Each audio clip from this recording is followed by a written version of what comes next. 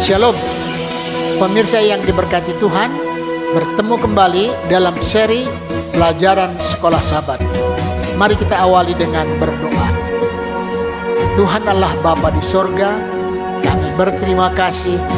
Kami merasakan kasih sayang Tuhan, perlindungan Tuhan bagi kami sepanjang hari ini dalam seluruh aktivitas kami.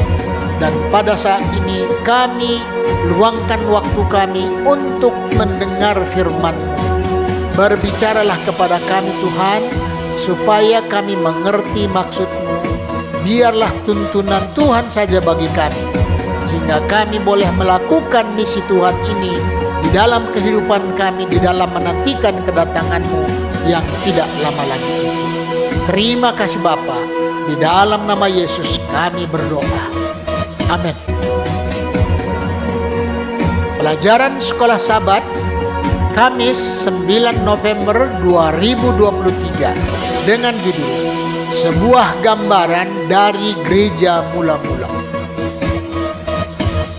Bacalah Kisah Para Rasul 2 ayat 41 sampai 47.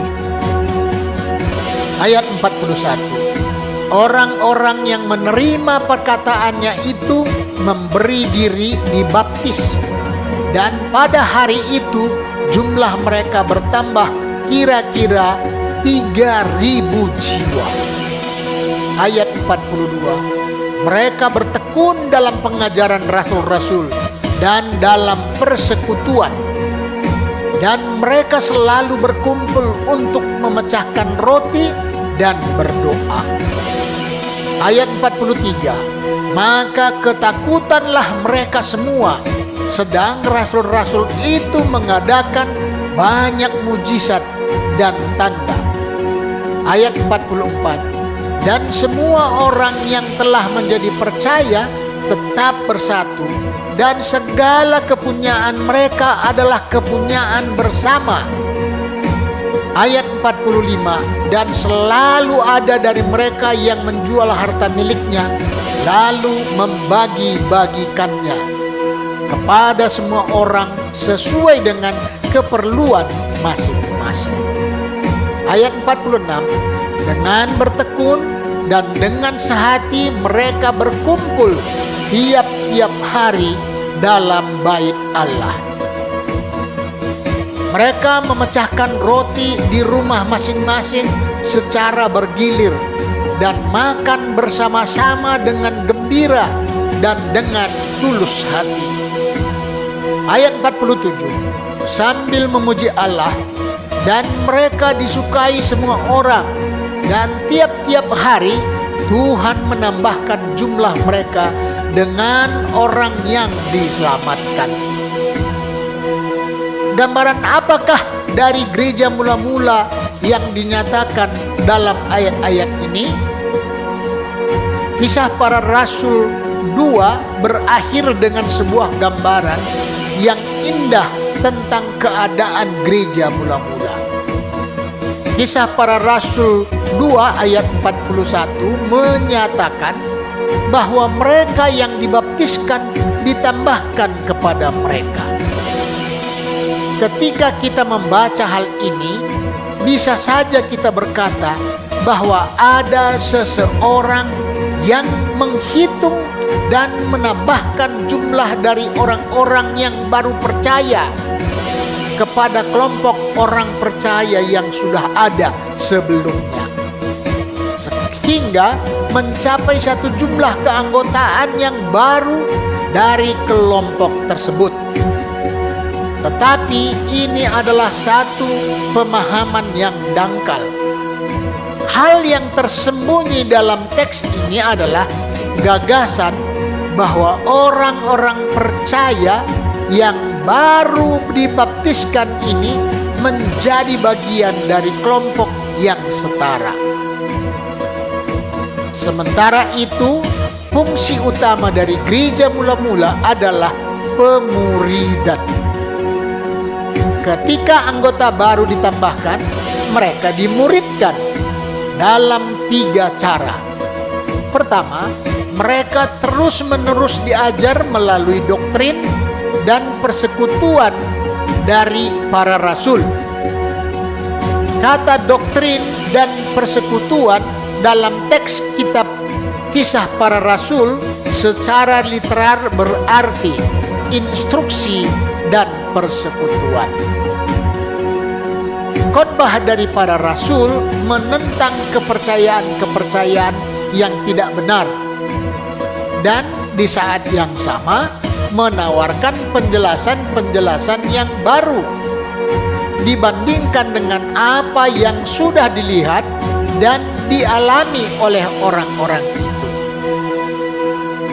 Tetapi hal tersebut tidak mengajarkan kepada mereka bagaimana menghidupkan kebenaran yang baru tersebut dalam hidup mereka. Sebaliknya, aplikasi dari kebenaran bagi kehidupan seseorang terjadi dalam hubungan satu sama lain dalam kelompok persekutuan di mana dia berada. Orang-orang yang baru percaya ini dimuridkan secara saksama dan sungguh-sungguh melalui pengajaran secara langsung, dan juga melalui partisipasi dalam kehidupan mereka sehari-hari dengan orang-orang percaya yang lainnya. Semua ini berada di bawah pengawasan dan kepemimpinan daripada rasul yang sudah berakar dan dewasa secara rohani. Adalah merupakan sebuah khotbah yang buruk bila hanya menyampaikan kepada orang-orang apa yang harus dilakukan, tetapi tidak memberitahukan bagaimana melakukan hal tersebut.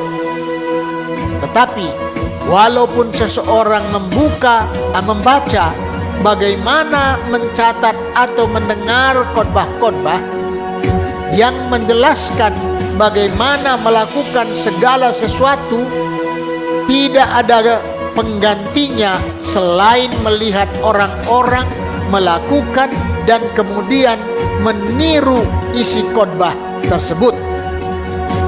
Paulus mengetahui prinsip-prinsip ini dan menginstruksikan kepada pengikutnya untuk meniru dirinya sebagaimana dia meniru Yesus.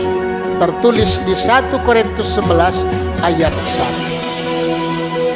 Ketika seseorang bisa melihat Anda dan realitas pengalaman Anda dengan Kristus, itu akan memberikan pengaruh kepada mereka. Tantangan: pikirkan tentang seseorang dalam hidup Anda yang Anda harapkan dia adalah seorang Kristen. Doakan dia setiap hari supaya dia bisa mendapatkan sebuah pengalaman pribadi dengan Yesus. Tantangan lebih besar: siapakah yang sedang Anda muridkan dan tuntun ke dalam hubungan dengan Yesus? Carilah cara-cara untuk membawa dia ke dalam persekutuan dengan orang-orang percaya yang lainnya. Tuhan memberkati. Mari kita berdoa. Bapa di sorga, terima kasih. Firman-Mu mengajak kami hari ini untuk menyampaikan kabar keselamatan ini, dengan tantangan mendoakan orang-orang yang mau dibawa kepada Kristus, dan bahkan supaya bersama-sama bersekutu mempelajari firman Tuhan, dan setelah itu untuk dibagikan juga kepada orang lain.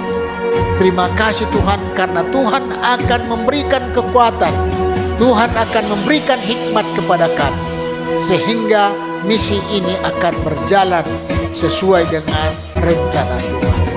Terpujilah nama-Mu Tuhan. Di dalam nama Yesus kami berdoa. Amin.